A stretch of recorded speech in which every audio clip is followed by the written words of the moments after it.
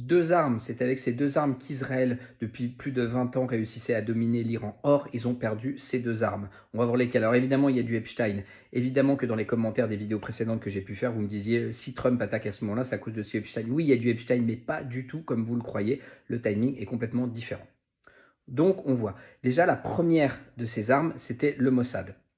Car effectivement, le Mossad avait complètement infiltré le régime iranien.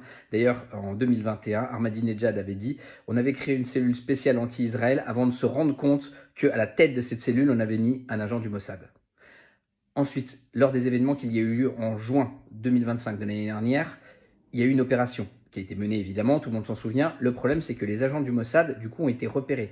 On parle de 1500 agents du Mossad qui auraient été traqués, éliminés et en tout cas expulsés d'Iran. Donc c'était la première arme d'Israël contre l'Iran et ils l'ont définitivement perdue entre juin et décembre de l'année dernière.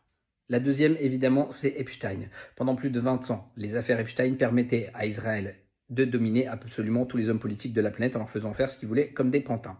Or, les dossiers Epstein sont sortis. Et je pense que c'est ça dont on ne se rend pas compte en fait. C'est-à-dire que maintenant, Israël ne pourra plus jouer là-dessus. Oui, les dossiers Epstein vont continuer à sortir, ça va continuer à fuiter, mais déjà, premièrement, c'est des dossiers morts. C'est-à-dire que les hommes politiques en question, certains ne tarderont pas à mourir, d'autres, de toute façon, ont commencé à se faire à l'idée d'eux, d'autres sont suicidés et d'autres ont déjà été dégagés. Mais surtout, il n'y a plus de levier d'action. Il n'y aura pas de Epstein du futur, ne serait-ce que parce que désormais, les politiques vont savoir dans quel guêpier ils tombent. C'est-à-dire qu'aujourd'hui, ça va être très compliqué de dire à un homme politique américain « Viens, je t'emmène sur une île, il y a des petites filles ».